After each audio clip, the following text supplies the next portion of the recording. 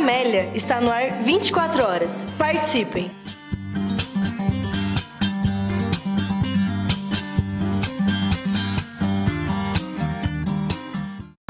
Então, boa tarde a todos, todas. Vamos dar início então à sessão de hoje.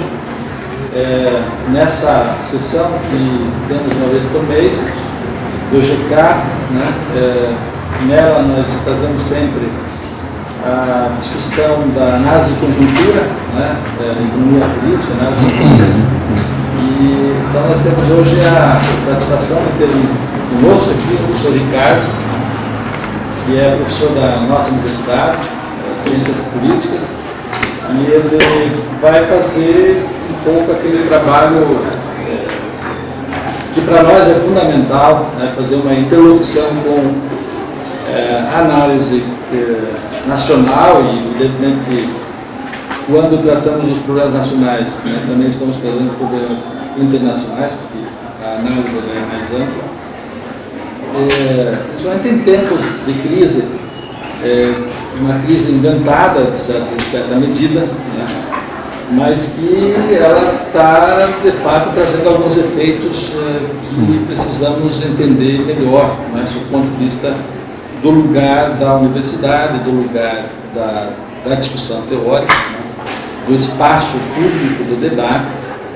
E é por isso que bem importante nesse ciclo, professor Ricardo, de discussões que nós já acumulamos durante o ano, de você poder participar com a gente, já fica aí o convite para a gente aprofundar o ano que vem ainda mais esse debate. Então, também dizer que o professor Paulo, que está gravando a sessão, ele também utiliza esse conteúdo na Rádio Camélia, então é importante fazer esse registro, que eu também devo agradecer aqui publicamente. Então a gente pode dar início, professor Ricardo, e desde já agradecemos também ao Marcelo, que faz essa mediação. E a mesa hoje vai funcionar mais ou menos assim: o Ricardo fala o tempo que deixar, em torno de 40 minutos, uma hora, mais ou menos, assim, para depois abrir para o debate. E contamos com o Marcelo aí na mediação da discussão. E como sempre, todos nós estamos convidados, somos convidados para discutir conjuntamente. Tá bem? Então, passa a palavra já então. Muito bem, agradeço o convite. O Marcelo vai falar antes, né? Não Fique tem à vontade, uma ordem Marcelo. específica, Você que é o protagonista. Eu só quero dizer uma coisa, que eu acho que você tem razão em dizer que parte dessa crise é forjada, pelos meios de comunicação, uma ideologia construída em torno do golpe, e por outro lado ela é real, como dizia Marx, histórica e concretamente determinada pelas relações sociais de produção. Então, as crises do capitalismo são as crises específicas do Brasil, com as suas especificidades, onde as classes dominantes, historicamente, constroem esse panorama que é justamente o que está acontecendo no Brasil, que é o golpe de Estado de 2016, que tem repercussões fundamentais no processo de degradação da sociedade brasileira na atualidade. E o Ricardo vai fazer aquilo que com muita competência sempre faz, que é descrever esse cenário já genealógico de muito tempo, dessa classe dominante que permanece no poder ininterruptamente, através de gerações. Ricardo, fica à vontade. Muito bem, boa tarde, agradeço o convite do Geraldo, também a mediação do Marcelo. Cumprimento, saúdo todos os amigos, colegas, que a gente durante anos estamos aí na academia, nos movimentos sociais, e também faço análise de conjuntura baseada na epistemologia que nós estamos desenvolvendo, criando a partir da sociologia política e da sociologia histórica. Estamos no departamento de sociologia com a última mudança.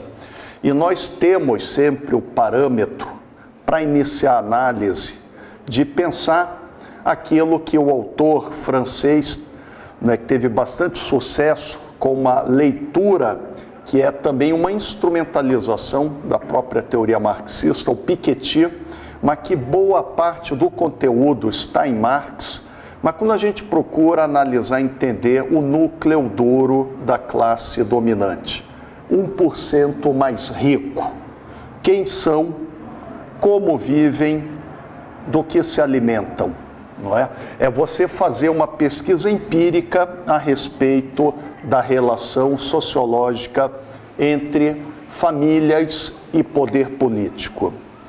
Estruturas de parentesco, instituições.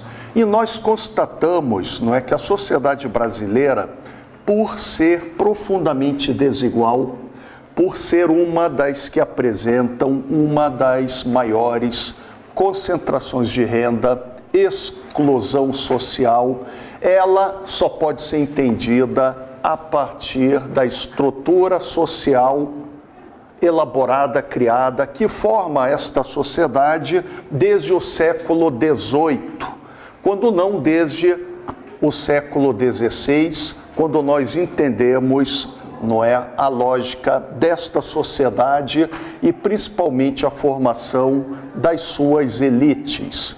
Nós usamos o conceito marxista de classe dominante, porque é o conceito mais adequado, é o conceito que melhor visualiza a realidade social e que também, ao mesmo tempo, dialeticamente orienta e é informado pelas vastas pesquisas empíricas.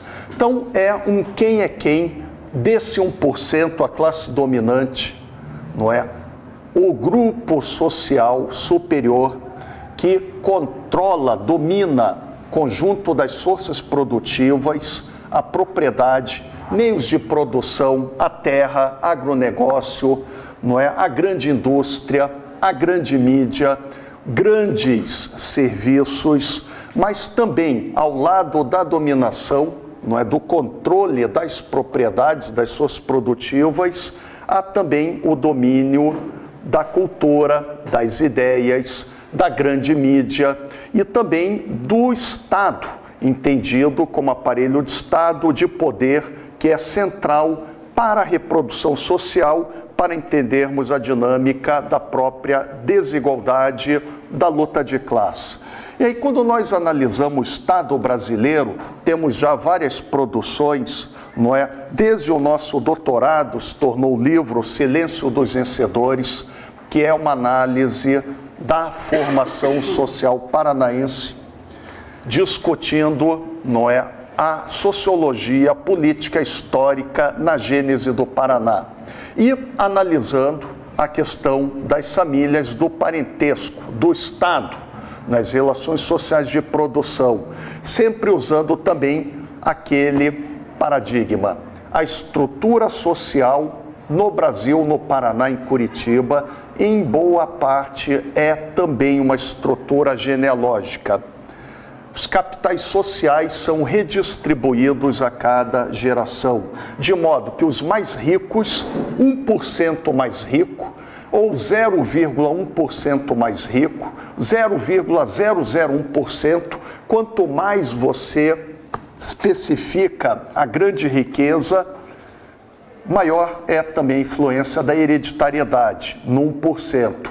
De modo que nós temos a criação de famílias, de grandes clãs que estão no Estado apresentando parentescos, apresentando especificidades e também a família como a grande unidade social que entende a política no Brasil. Família, ela é a grande categoria para análise crítica do poder no Brasil, para entender a contemporaneidade. Aí, observando o golpe 2016, quem deu o golpe continua golpeando a cada semana, a cada mês. Porque a pauta golpista, a agenda golpista de exclusão continua avançando.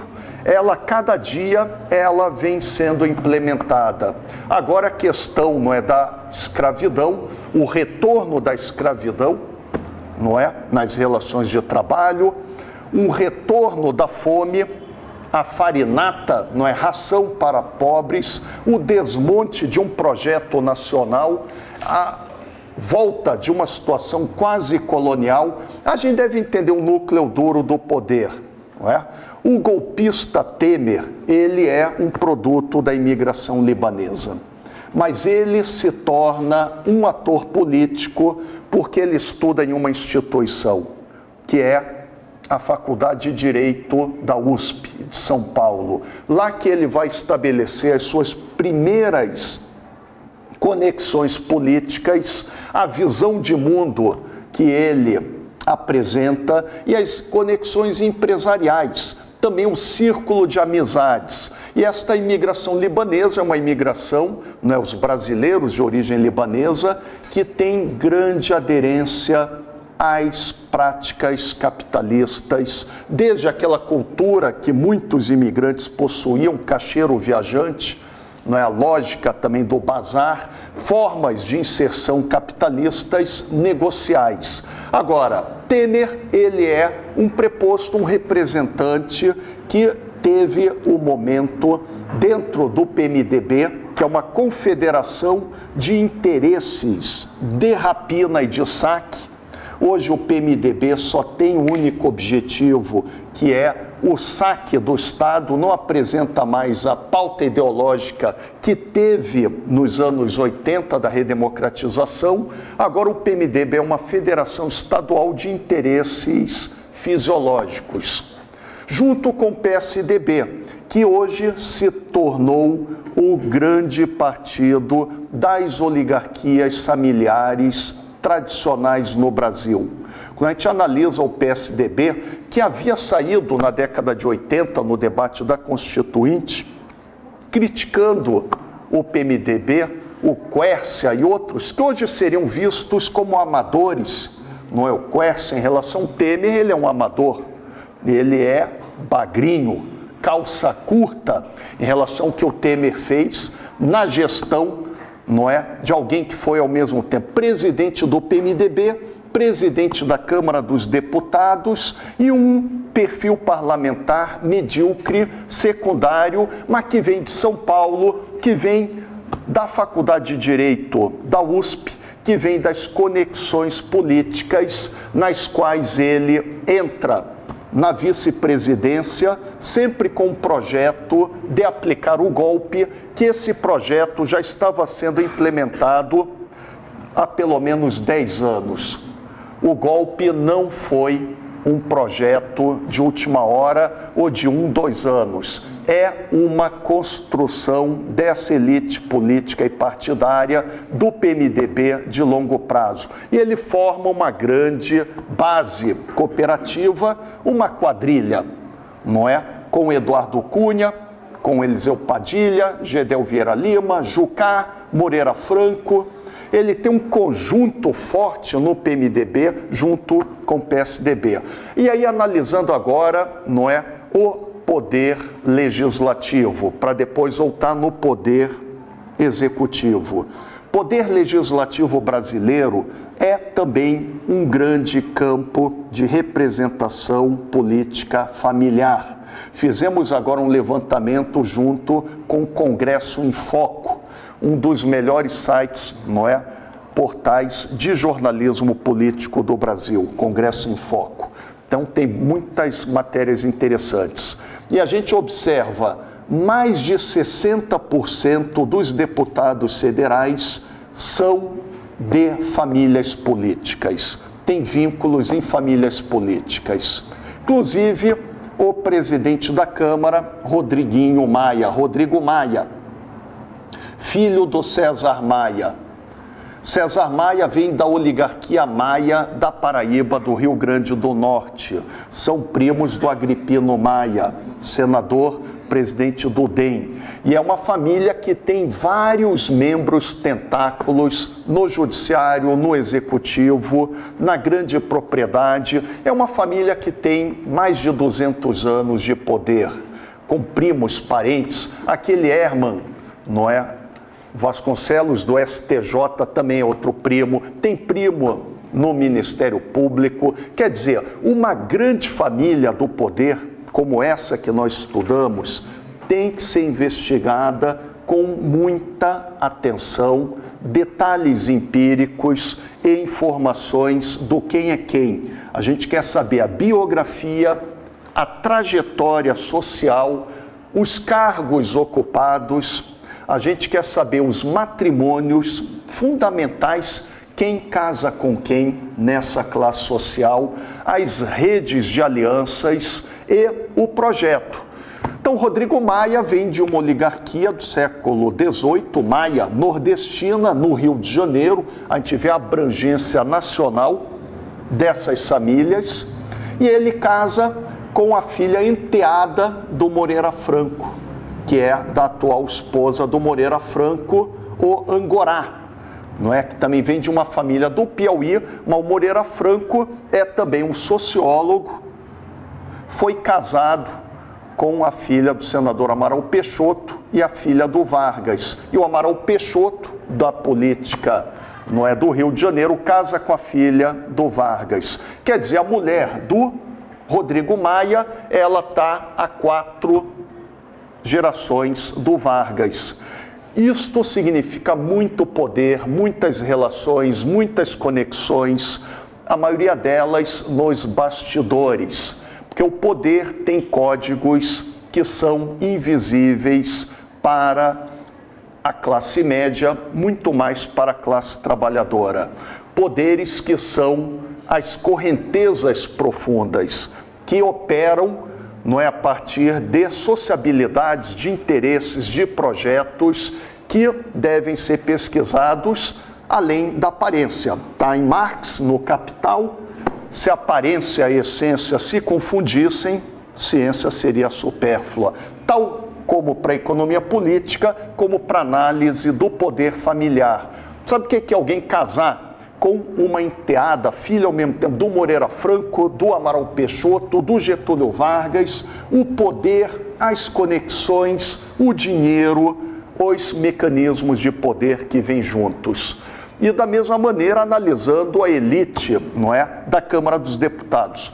Aí você pode ver no documento Congresso em Foco esses parlamentares que representam os parlamentares de famílias, que é mais de 60% hoje. Senado, ainda mais intensa a relação com as famílias políticas. Temos 3/4 dos senadores ligados a famílias políticas. E o presidente do Senado é o Eunício de Oliveira, que é toda uma rede também de parentesco dele com as filhas, com a mulher, casa com a filha também de um deputado nordestino, foi presidente da Câmara. A filha também casa todo aquele conjunto com a família do Antônio Carlos Magalhães, com a família da OAS, da grande empreiteira. Então você vai vendo essas conexões, que são conexões de parentesco, de cumplicidade, de alianças, de sociedades empresariais entre a elite política, a elite empresarial. Você pode ir detalhando, todas essas grandes empreiteiras no Brasil, elas sempre tiveram um casamento com a elite política dentro do Estado. Alguém só se torna grande empreiteiro com manuseio, não é, manipulação dentro do Estado. Todas as empreiteiras, agora tese de doutorado, um livro, Construindo Estranhas Catedrais, você vai vendo caso a caso, como a OAS, a Odebrecht, não é? Todas as empreiteiras no Brasil nessas conexões. E o Eunício Oliveira, o presidente do Senado, apelidado Índio, na sua relação. Agora, a família paradigmática, que é quase o tipo ideal de ator do nepotismo no Congresso. É o grande talento Aécio Neves.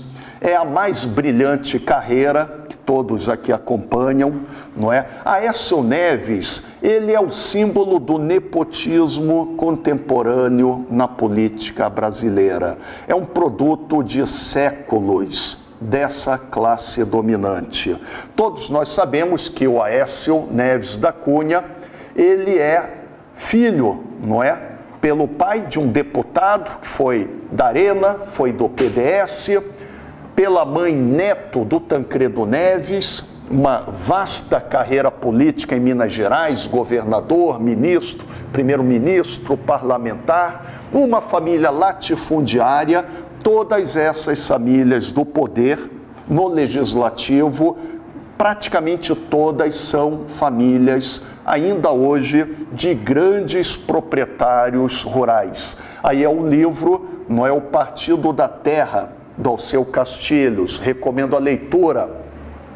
Faz um mapeamento da grande propriedade, do latifúndio no Brasil e da elite política. Quando não do latifúndio, ainda em condições análogas à escravidão. Sempre deve ser protegido pelo bloco golpista. E a família do Aécio Neves tinha várias terras, fazendas, propriedades urbanas. Uma delas no município de Cláudio. Como dava trabalho se deslocar por terra, fizeram o famoso aeroporto. Foi financiado pelo governo, setor público, e a chave ficou com um parente dele. Então, é um aeroporto para a grande fazenda no município de Cláudio, que tinha uma belíssima sede. Sabe qual é o apelido da sede da fazenda que a família do Aécio Neves se referia quando iam lá passar? Durante o ano iam pouquíssimas vezes. A nossa Versalhes. Extremamente sintomático, paradigmático, que o Brasil ainda vive algo do antigo regime. Nós nunca saímos do antigo regime, desta sociedade de exclusão. E é claro, o Aécio Neves, o primeiro emprego dele na Câmara, depois o primeiro cargo, uma diretoria da Caixa Econômica, quando outro primo dele, Francisco Dornelles, que é primo ao mesmo tempo da família Neves, do Getúlio Vargas, tinha uma relação também com o general Figueiredo. Quer dizer, a gente tem dificuldade em ver a rede de relações no alto poder. A família Neves tem excelentes relações no Senado, na Câmara, no Poder Judiciário. Porque aquele primo do Aécio, que foi buscar a mala, foi documentado, filmado, gravado, registrado. Chegou a ser preso pouco tempo. Sabem que ele é filho de um desembargador. Então, quer dizer, é uma família que tem uma influência no Poder Judiciário de décadas.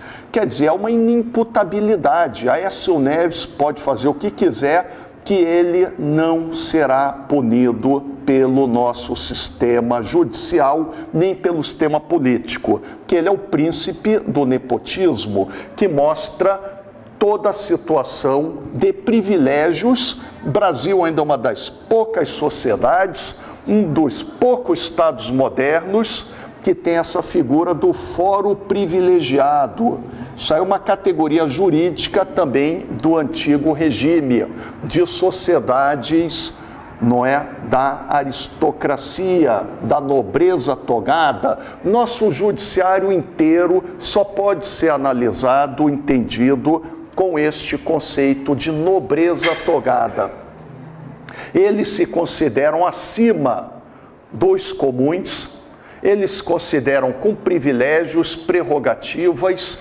Ganhar acima do teto é a norma em vários setores. Qualquer desses magistrados ganhando acima de 100 mil, auxílio moradia, auxílio alimentação. Auxílio moradia é um valor superior a mais de 90% do que ganham professores na rede estadual, ensino médio no Brasil inteiro. Então a gente vê toda a estrutura. Aí quando a gente vai analisar também o Supremo Tribunal Federal, o STF, dos 11 ministros, 8 têm pesados vínculos de parentesco.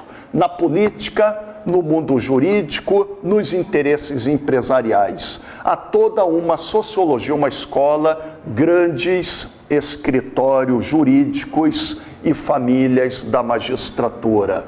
Você vai entender os grandes causos. Há magistrados, juízes, advogados, me falaram, não é? Professor, só pego o causo acima de 50 milhões.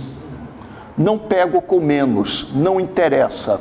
Mas para você pegar um causo acima de 50 milhões, você tem que ter um escritório de mármore importado em Brasília, no Rio de Janeiro, em São Paulo, e ter conexões de parentesco de cumplicidade e assessoria de estagiários, de quadros do escritório atravessando o judiciário e os escritórios. E dependendo de quem, a gente sabe como a justiça opera.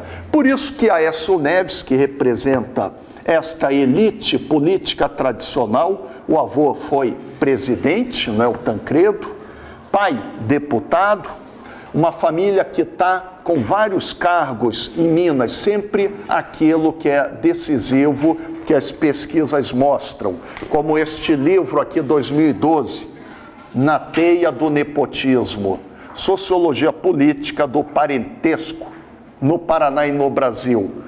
Essas famílias políticas e o que é central operam ao mesmo tempo de maneira a formar uma totalidade política no executivo, no legislativo, no judiciário, no Ministério Público, porque afinal formam boa parte das grandes famílias do poder e também a nossa elite do dinheiro, aquele setor de maior renda. Se a renda no Brasil é muito concentrada, a gente tem pouquíssimas pesquisas, mas o pouco que verificamos, patrimônio é ainda mais concentrado no Brasil que renda.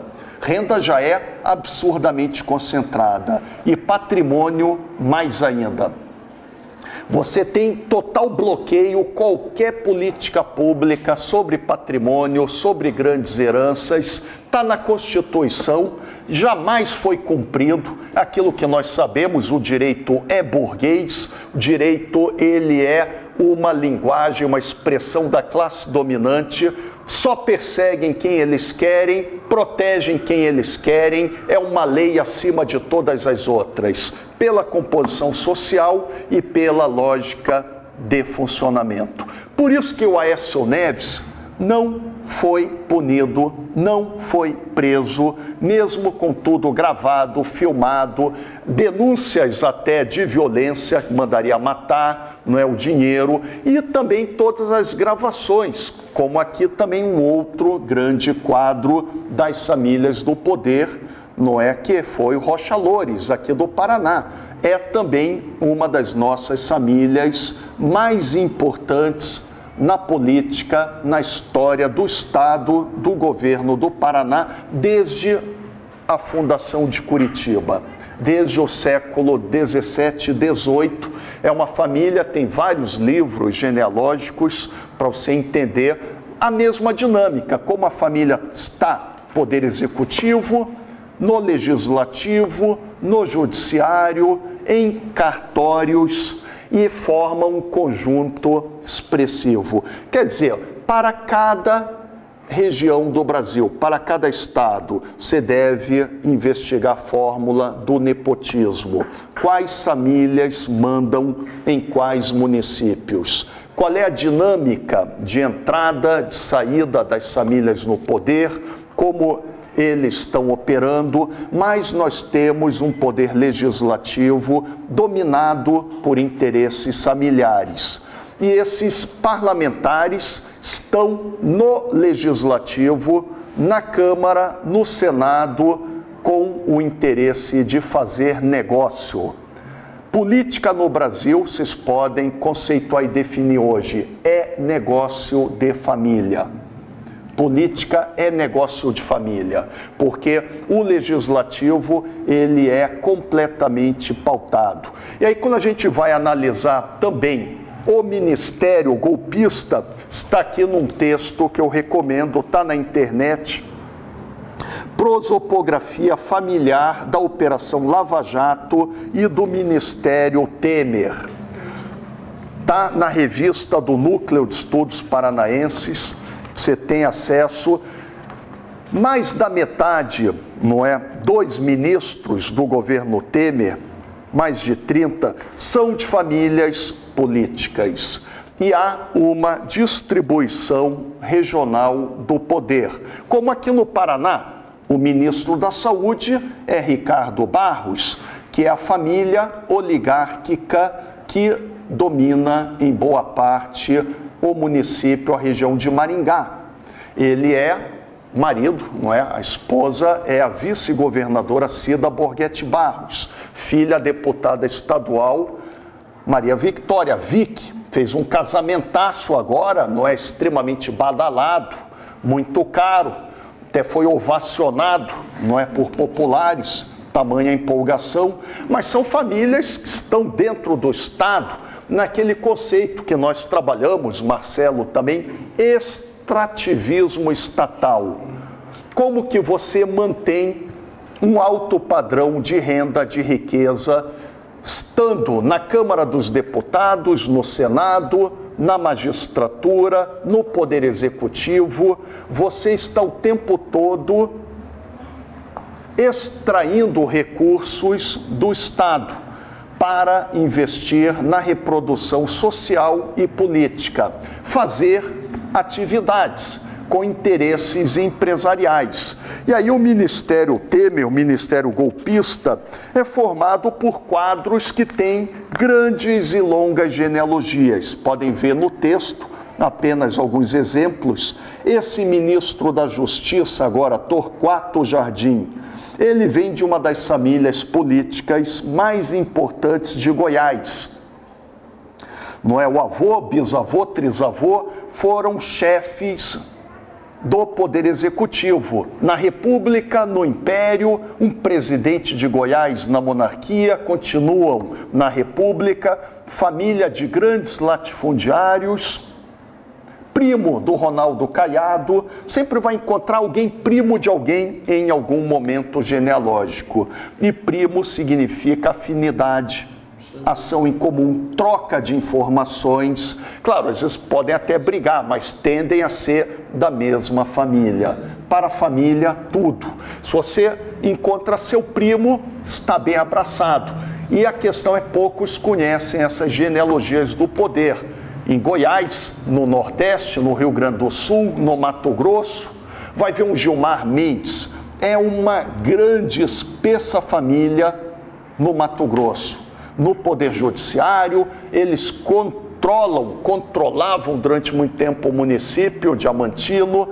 Aí a esposa, a companheira, não é, da família Feitosa, esteve num casamentaço, alguns anos atrás, no Copacabana Palace, com a neta do Jacó Barata, um dos maiores empresários do ônibus, transporte coletivo no Rio de Janeiro. Como aqui em Curitiba, temos as poucas famílias que controlam transporte coletivo. Em Curitiba, na região metropolitana, não é, que passaram também pela política. Como a gente vê, as famílias controlam as empresas, as concessões, as atividades públicas, em muitos setores. Então, falamos do transporte coletivo, poderemos falar em vários setores, em várias licitações. Então, a gente vai entendendo esses ministros, não é? Também o Aloysio Nunes foi o vice até do próprio Aécio, também é de uma família política, não é? Pai foi deputado estadual, não é? A gente tem vários do Nordeste, das cidades, Bruno Araújo, filho de um ex-deputado estadual.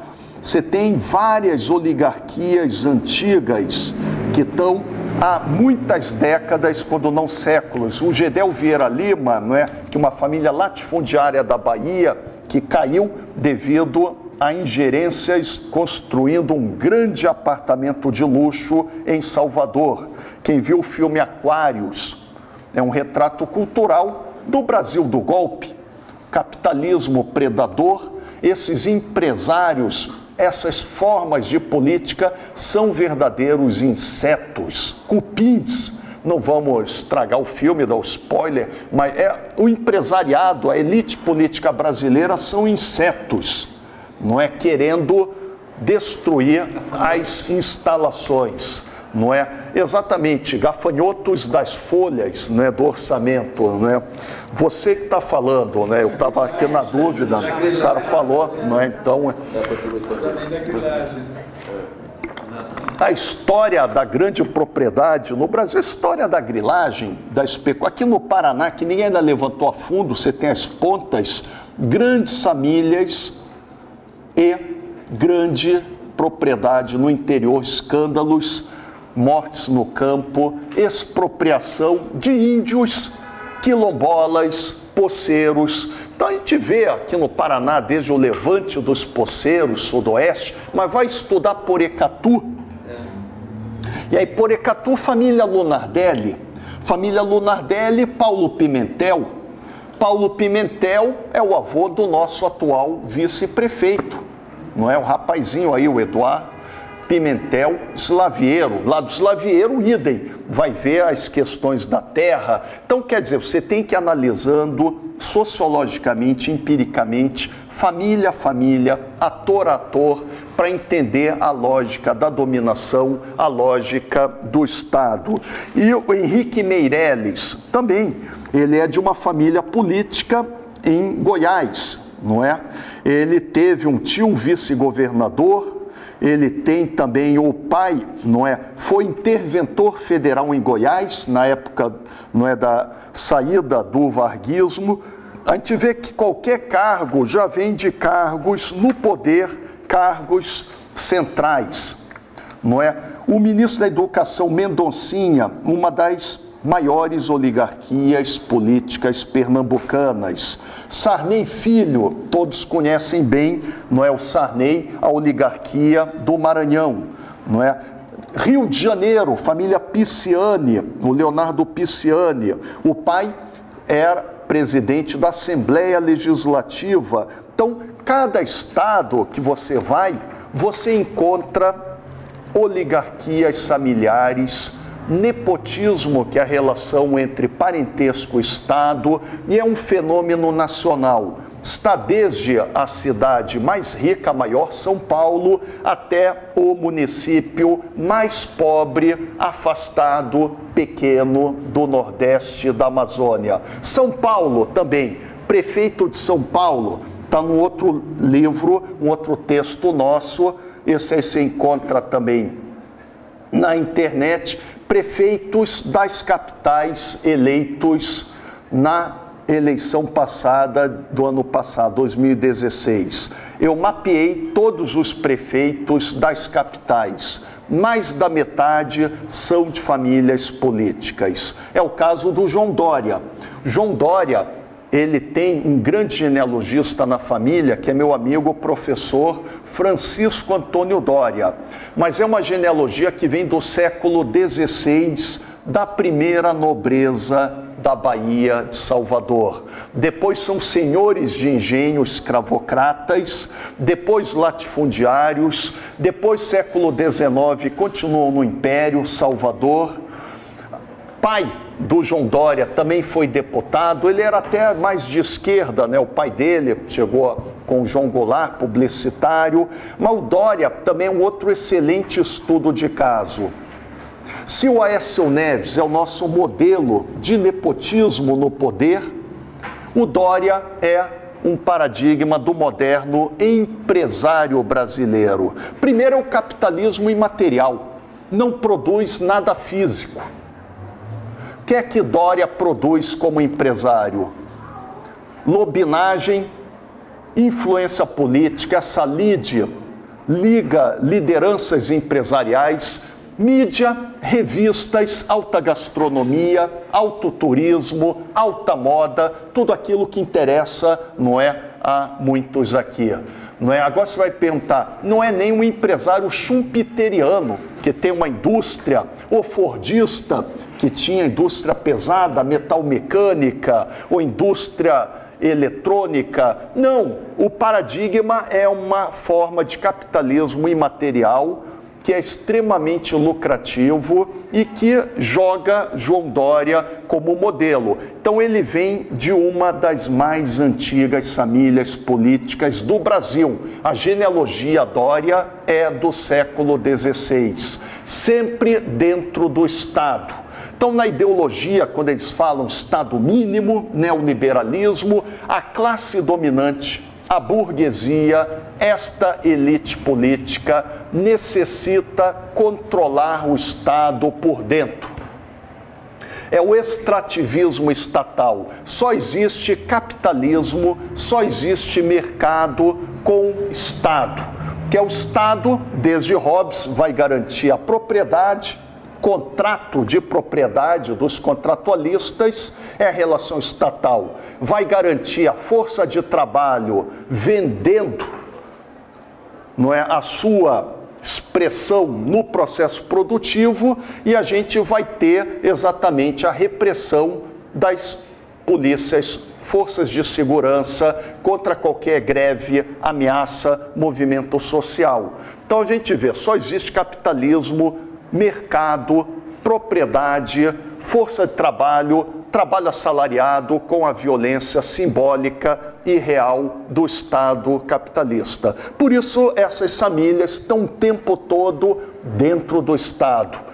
Você poderia ter, não, é empresário, é grande empresário fora do Estado. Não, todos têm um histórico dentro do Estado de controle, de lobinagem, de créditos, de favores e privilégios. Uma boa história do capitalismo no Brasil é a história das famílias empresariais. Há vários livros, não é, mostrando a relação com o Estado, que é uma relação central e decisiva.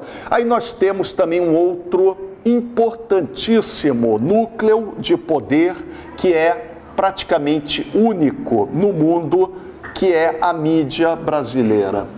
A grande mídia brasileira, ela é uma das mais monopolistas do mundo inteiro. Agora mesmo saiu mais uma pesquisa sobre concentração de poder nas mídias. E o Brasil é uma das sociedades que apresenta um dos piores índices. E aí as grandes famílias da mídia no Brasil, família Marinho, que é uma das famílias mais ricas do capitalismo brasileiro. Isso quer dizer que a mídia não representa o capital, não representa os grandes empresários. A mídia é o capitalismo, a mídia é o empresariado nessa contemporaneidade. E a história da família Marinho é a história do Estado, do apoio, dos créditos, das vantagens. Cada presidente da República, com Marinho, não é, nas lutas contra Getúlio Vargas, no golpe de 64, na ditadura militar, com Fernando Henrique Cardoso inaugurando equipamentos. E também a gente vai vendo os outros grupos midiáticos. Saad também é neto daquele político rouba mais faz. Poucos sabem disso. Não é, da política de São Paulo, não é, que era o Adhemar de Barros, não é? E ele também tem essa vinculação à rede Bandeirantes, o perfil, mas daí você vai vendo cada rede regional, não é, que produzem ou repetem emissoras ligadas à Globo, são famílias do poder, como aqui no Paraná durante muito tempo, não é? A importância, temos pesquisas, a família Cunha Pereira, ao mesmo tempo essa família no judiciário, no Tribunal de Contas, não é, na mídia. Então são relações, formam um todo intrincado.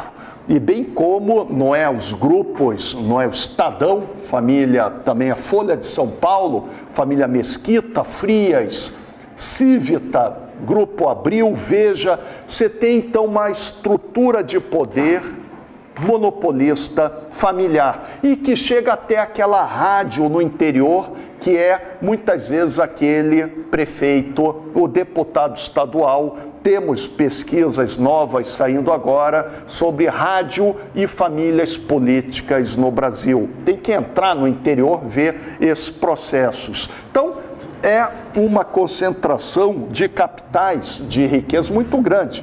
A revista Forbes colocou a fortuna da família Marinho em cerca de 30 bilhões de dólares. E eles produzem, é uma emissora privada que é tratada como se fosse pública, com vantagens, privilégios, isenções. Agora mesmo fui renovar meu passaporte na Polícia Federal, o governo federal, estava lá na sala de espera, grande TV, telona, ligada em qual canal? Rede Globo. Não está numa TV educativa, numa TV universitária, uma TV comunitária. Então a estrutura da mídia vai se ligando à mesma dinâmica das famílias do poder. E aí nós temos também, não é, o caso dessas famílias da classe dominante, também famílias militares.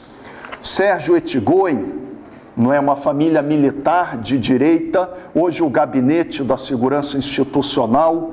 O Moreira Franco, já falamos, também influência. O Ronaldo Nogueira, que entra, não é, no Ministério do Trabalho, hoje com a pauta escravista, quando ele abre a vaga para um dos suplentes do Rio Grande do Sul, que era o deputado Nardes. E aí, dois irmãos era ministro do Tribunal de Contas da União, que começa o golpe contra Dilma no Tribunal de Contas da União. Temos também as pesquisas em andamento do Fernando Marcelino, doutorando, sobre Tribunal de Contas da União, Tribunal de Contas do Paraná. O que é um Tribunal de Contas no Brasil? É uma coleção de famílias políticas. Toda a estrutura de fiscalização é dominada por interesses familiares. Estava lá a mãe do Eduardo Campos, não é? Tribunal de Contas da União. Você tem vários nomes ligados às oligarquias familiares. Da mesma maneira, em cada estado. Se você vai aqui no Paraná, no Tribunal de Contas do Estado, você encontra ex-deputados, atores políticos, agentes políticos ligados aos parlamentares, muitas vezes os filhos, na Assembleia Legislativa, ou a um governador do qual ele trabalhou, teve uma relação, não é, econômica, teve uma relação política, uma relação próxima. Então você tem toda a estrutura também dos tribunais de conta ligada inexoravelmente à classe dominante tradicional. Com isso a gente vai observando como as engrenagens, elas operam em rede, sincronizadas, formando uma grande síntese que é a classe dominante. E é classe dominante porque eles se casam entre si, têm genealogias em comum e um fenômeno sociológico que nós observamos. Quando chega um novo ator político, ou um novo empresário, começa a ter ascensão, ele vai ter que negociar com velhos poderes no Brasil, no Paraná. E o que tende a acontecer? Casar, literalmente, com mulheres da classe dominante, quando se recompõe a lógica das famílias. Primeiro empresário que era considerado, entre aspas, moderno do Paraná, Moisés Lupion, que veio da imigração europeia, não é, o pai imigrante espanhol, a mãe da imigração alemã. Ele trabalhava quando era jovem, criança, vendia amendoim, até engraxava sapato. Como é que Moisés Lupion vai criar uma imensa fortuna? Não é um mito do self-made man, mitos burgueses, mas é uma relação com o poder político, com o Estado, com o Estado Novo, com, não é, no caso, Ribas, o interventor no Paraná, Maneco Facão, e é também o casamento com a dona Hermínia Rolim, de uma das principais oligarquias do norte dos Campos Gerais, a região de Tibagi, que ela era neta do Telêmaco Borba. Hoje, a grande família Lupion já é uma família tradicional do poder. Teve parlamentares, deputado federal, Abelardo Lupion, da bancada ruralista, grandes proprietários. Está aqui na Coapar, filho, o Pedro Lupion, deputado estadual. Tem Lupiões, não é, esse nosso livro que levantamos, da Força da Mulher, nepotismo, parentesco e mulheres. Como a família Lupion, do Moisés Lupion, vai casar com as velhas famílias do poder tradicional paranaense. Então o governo federal é essa síntese, não é, do legislativo, do judiciário, do Tribunal de Contas da União. O grande empresariado nacional é muito mais ligado ao antigo regime do que nós imaginamos. Mais uma vez, vamos analisar a genealogia, vamos ver quem casa com quem. Aí você tem a maior liderança empresarial hoje de São Paulo, o Scaff, Paulo Scaff. Também é outro que produz o que, afinal? Vai precisar de um capitão da indústria, não é? Produz o pato amarelo, tecidos, têxteis. O Brasil, ele hoje tem uma grande crise do empresariado industrial, da burguesia industrial. Tanto que o Lula tem até que buscar um remanescente, né? O José Alencar, setor têxtil, não é? Mas a gente tem uma grande fragilidade na composição, na estrutura do empresariado brasileiro. E o Scaff, afinal, também imigração libanesa, aquele histórico, né? Vem do Líbano, pelo duro trabalho no comércio, começam de baixo, mas formam uma rede social, vão ganhando dinheiro, vão ampliando seus negócios, mas o que interessa é o seguinte: casou com quem? Aí eu já entro direto no sobrenome, né? Helena Junqueira. Junqueira, uma das nossas grandes famílias latifundiárias de Minas Gerais, São Paulo, século XVIII. Puxou a genealogia Junqueira, vem boa parte da elite do agronegócio, de sociedades rurais, famílias do poder. É também uma das genealogias da Fernanda Vieira. A Fernanda, nossa primeira vice-dama, não é? Sempre a colocam para se candidatar, não é?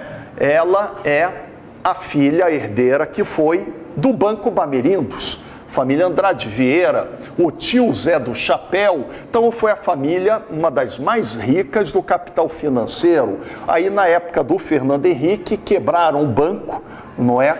Também, mas ainda mantém poder, dinheiro, prestígio. E aí nós entramos nessa mesma lógica de famílias também. Paraná é mais uma unidade da sociedade brasileira operando em termos da dominação familiar.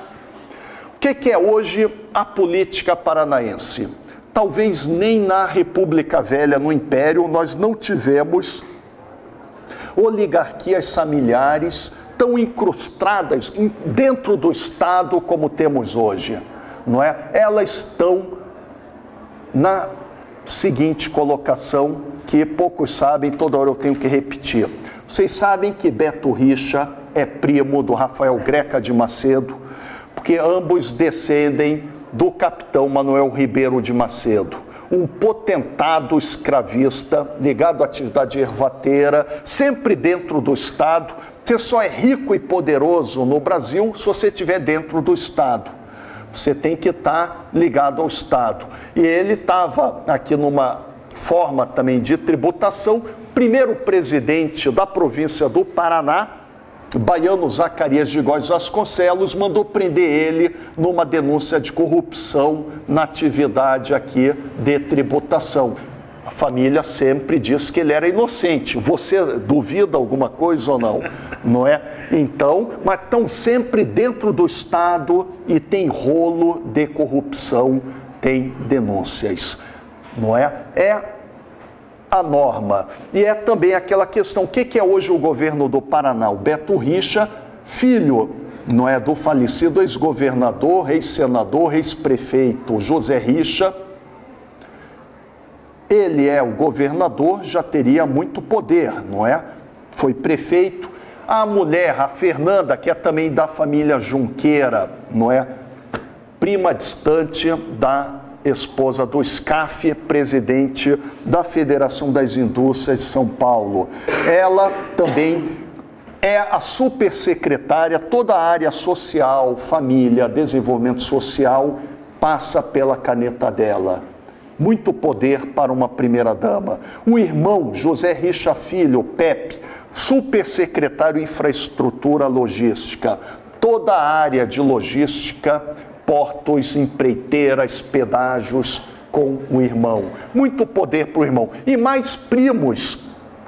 O filho agora, o Marcelo Richa, que é secretário municipal com o prefeito Rafael Greca, ganhou como dote mais de 20 cargos comissionados para fazer o seu exercício político.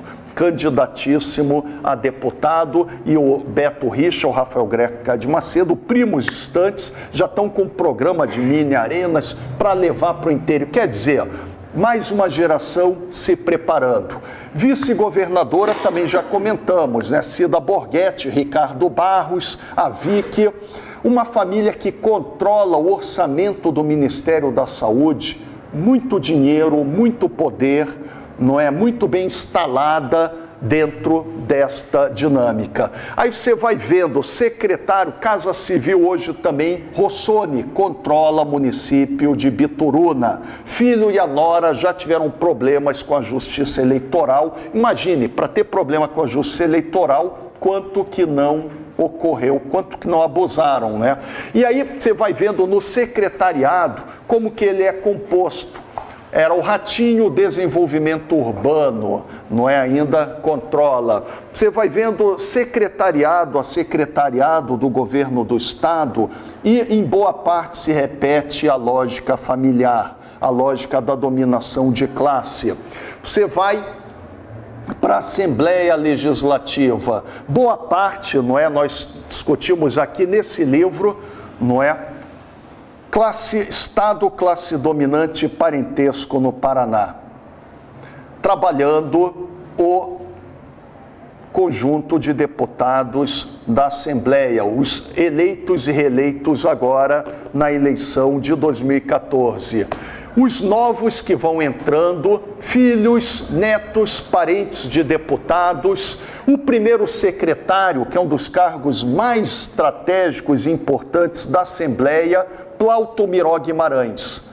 Aí a família Guimarães é mais uma das nossas famílias do poder que vem do período colonial. É um grande clã. Era o clã do Visconde de Nácar, Manuel Antônio Guimarães. É uma família que já teve de parlamentares, de magistrados, de nomes na política, no poder executivo, em vários municípios. Tem aqui um pesquisador de Campo Largo, como que era o nome do ex-prefeito de Campo Largo? Afonso Guimarães. Guimarães, do mesmo clã, é o mesmo parentesco, com o deputado estadual Alexandre Guimarães. Vai no Tribunal de Contas um dos conselheiros mais ativos, Fernando Guimarães. Não é? Aí você vai levantando essa genealogia aqui na Universidade Federal do Paraná, muitas vezes na medicina, vai no direito, tal como o grande clã Macedo. Você entender o poder em Curitiba, no Paraná, tem que entender a genealogia da família Macedo, Rafael Greca de Macedo. Quantos desembargadores no Tribunal de Justiça da família com sobrenome Macedo? Número expressivo. Eles têm grande influência no Tribunal de Justiça, na Associação Comercial do Paraná, no empresariado. Quantos Macedos? Vários. Segundo o reitor da Universidade do Paraná, João Ribeiro Macedo. Primeiro, Vitor Ferreira do Amaral, que poucos sabem, mas foi escravocrata durante a juventude. Nós somos uma das poucas universidades no mundo criada por um escravocrata. Temos outros pouquíssimos exemplos no sul dos Estados Unidos, mas que lá acaba com a Guerra da Secessão. Então a família Ferreira do Amaral, uma família importantíssima na Lapa. Da Lapa você vai puxando as famílias, as genealogias, e nós estamos aqui para avaliar cientificamente. Até você está elogiando, são muito bons, são eficientes, sabem administrar, não é? Conduzem o Brasil para esse status quo, a situação que nós temos. Quantas famílias do poder da Lapa, não é? Aí nós temos esse Ferreira do Amaral, família do Ney Braga, temos a família Westphalen. Você vai levantando para encontrar, às vezes, hoje, o magistrado, levantei também, foi meu amigo de infância, o João Pedro Gebran Neto, é uma família também que vem da Lapa. E aí você vai montando, como naquele texto da prosopografia da Lava Jato, os parentescos. Um desembargador, ele é parente de um outro magistrado, do deputado, do secretário de Estado, e aí você vai formando grandes redes, muitas de poder tradicional, e quem é novo na política vai casando. Era agora também, e você não tem no Brasil partido político, você tem famílias, caciques que controlam os partidos de direita, conservadores. Aí PPS no Paraná, qual é a família que domina o PPS? Rubens Bueno, limpinho, não é? E o Rubens Bueno, a filha dele foi vereadora Renata Bueno. Casou, primeiro o marido dela foi quem? Juliano Borghetti. Foi vereador, que é irmão da Cida Borghetti, que é mulher do Ricardo Barros. Quer dizer, imagina um churrascão do domingo, na época, depois separaram, né? Mas na época, alguns anos atrás, estava lá Rubens Bueno, Renata Bueno, Juliano Borghetti, Cida Borghetti, Ricardo Barros, Silvio Barros, o segundo, né, que o Silvio Barros, o primeiro prefeito de Maringá, do MDB. Isso mostra o que também, para análise de conjuntura, o nepotismo estrutural que hoje domina, assola o Paraná e o Brasil. Eu tenho idade suficiente, como vários aqui, acho que muitos, né? A eleição de 1982. Uma eleição de esperança, de renovação, de redemocratização. Pelo menos seria a eleição para encerrar a ditadura. Qual era o discurso na época? Você que é um rapaz novo, vamos te contar, em 82, não é? Estava lá, olha, de um lado nós temos o PDS, que é a velha arena. Eles são as velhas famílias do nepotismo, do Paraná tradicional. Aquela gente antiga da Lapa, aquela gente antiga, não é, de Curitiba, do Paraná tradicional. Eles têm para senador o Ney Braga, não é? Saul Raiz. Do outro lado, nós tínhamos o PMDB, que vem do MDB, da renovação, da democracia, da modernidade. Naquela época, Londrina era uma cidade com política progressista. Esse pé vermelho vai trazer o progresso e limpar as oligarquias do Paraná. Hoje, 35 anos depois, o que é a família Richa, minha gente? É a maior oligarquia, pior do que foi a oligarquia Braga no auge, que eles não colonizavam o Estado dessa maneira. E mais, vocês sabem desse detalhe, não é? A filha do Álvaro Dias casou com o neto do Ney Braga. E hoje nós temos provavelmente próximos candidatos ao governo, o Osmar Dias ou o Ratinho, se for o veterano Requião, também um nome, não é? Pela esquerda, no Senado, ele vai bem, mas quer dizer, nós temos hoje um domínio do sistema político que é um domínio quase completo. Passa, é pegar o roteiro do golpe. Começa na grande mídia durante anos, desconstruindo, desossando os governos populares. Mesmo com a crise, não é, com os problemas, eram governos que avançavam. Da Dilma, o legado do Lula. A mídia é o primeiro passo do golpe, porque essa mídia só existe no Brasil. Até pela legislação dos Estados Unidos, ela seria proibida. Você não pode ter uma verticalização de conglomerados na mídia. Ou você tem rádio, ou TV, ou computador, ou, não é, ou informática, TI. Você não pode ter uma macroempresa como a Globo. Sempre foi protegida, carinhosamente preparada por dentro do Estado, pela ditadura, pelo Fernando Henrique. A Globo, ela é a Globo por causa dos sabores do Estado. A Band, todas as outras que a gente tem. O golpe começa na mídia. Aí depois continua Tribunal de Contas da União, famílias políticas. Um ministro, Nardes, queria também colocar o irmão dele, suplente, dando o golpe, um deputado do Rio Grande do Sul, passaria a ser ministro e entraria o irmão, porque são famílias políticas. Ao mesmo tempo, está no Tribunal de Contas, está no parlamento, opera em rede. Um faz política para o outro. Tanto aqui no Paraná não é diferente. Você vê, não é, o conselheiro Durval Amaral, filho dele, Tiago Amaral, muito bom, jovem deputado, teve uma das maiores votações. Então, operam em rede. Quando não, Fábio Camargo, outro talento aqui do Paraná.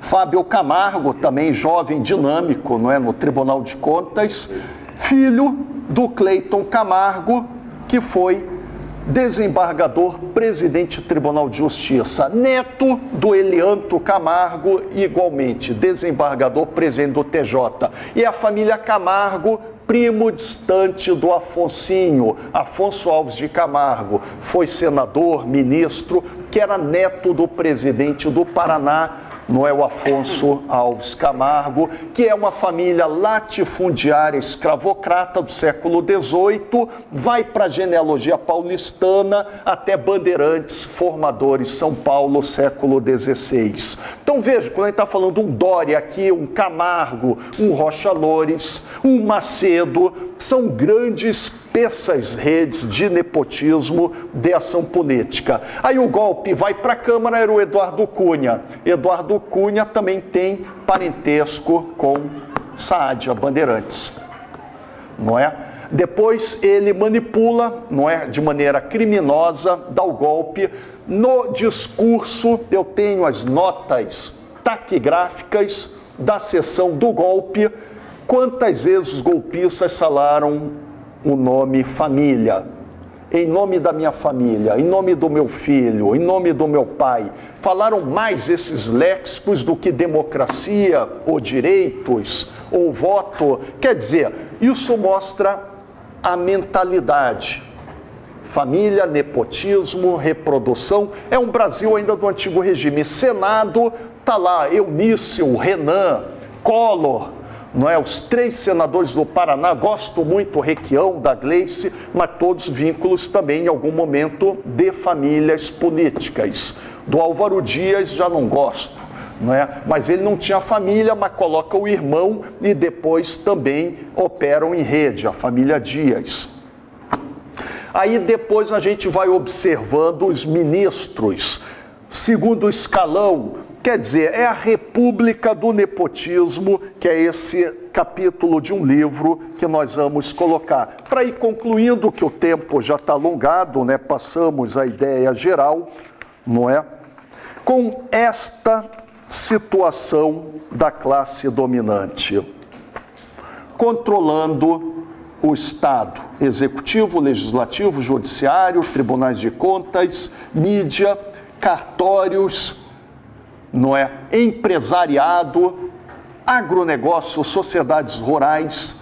Claro que há um conjunto de limites muito grandes, porque bastaria algumas engrenagens se modernizando para quebrar a dominação de classe. Uma das poucas engrenagens institucionais do Brasil que mudou e se modernizou nos últimos 50 anos.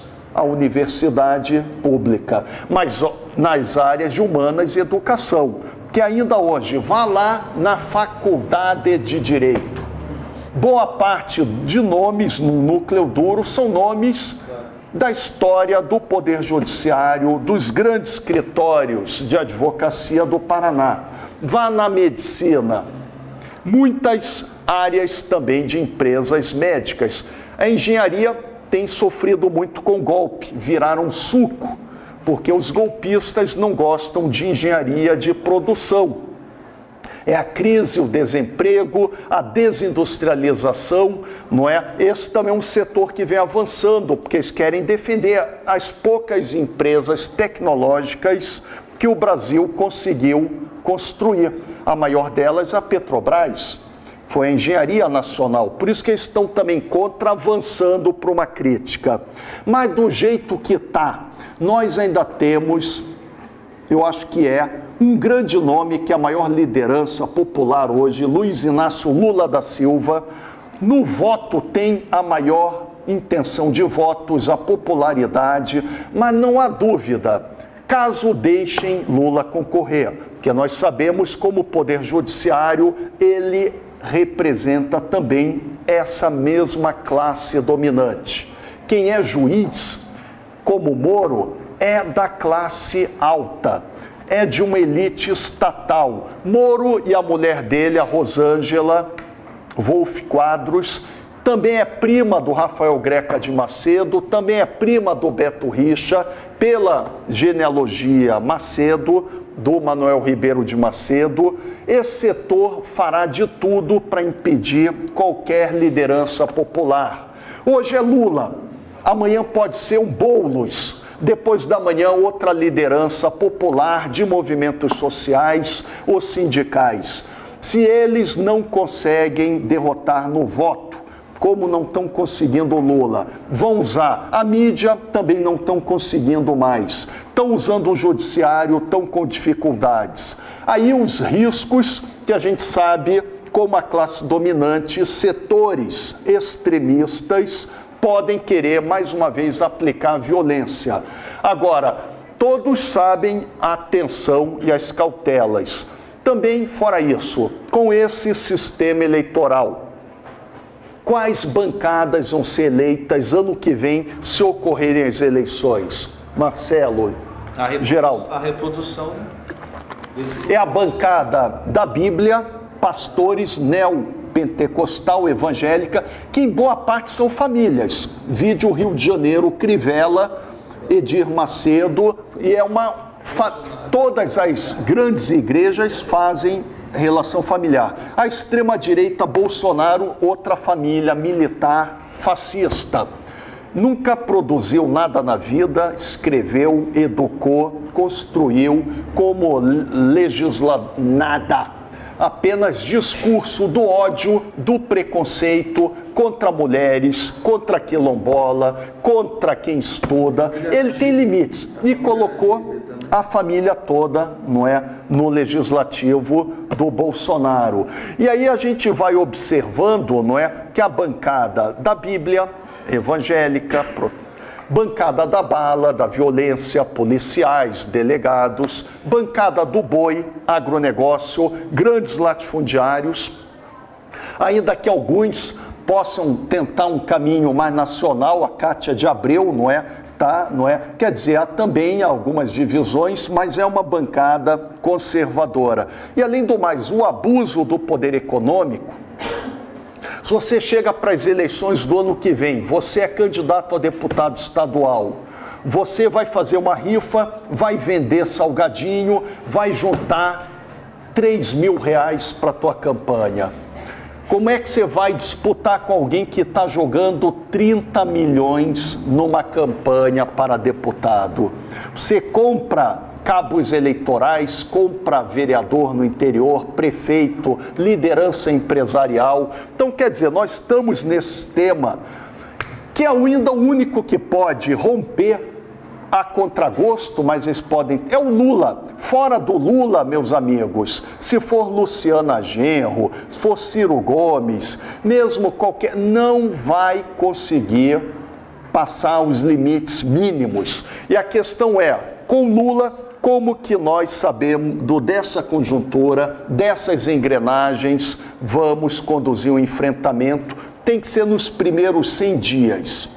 E aí a gente precisa rever, esse judiciário não pode ficar um Supremo vitalício, ainda mais que entrou golpista lá, o Alexandre Moraes, Gilmar, tem que ter transparência, prestação de contas, essa estrutura da Câmara, do Senado, então vai ter que ter formas de mobilização popular, seja até plebiscitos, referendos, uma mobilização mais intensa para tentar superar a engrenagem da dominação, essa engrenagem perversa, cruel, maléfica, que produz a pior desigualdade social, não é, no mundo, para uma sociedade complexa e de renda considerada média alta, não é? Os valores da economia brasileira com a urbanização, e também esse 1% que em boa parte são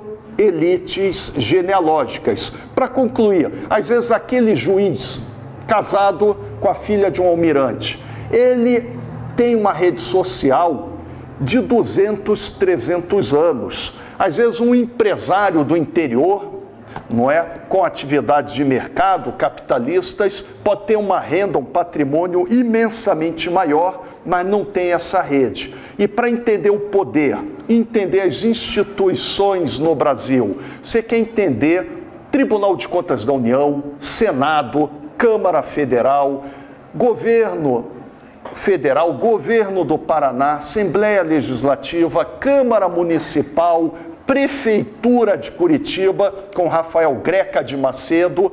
Primeiro prefeito de Curitiba no Império, no ato adicional, foi um Borges de Macedo.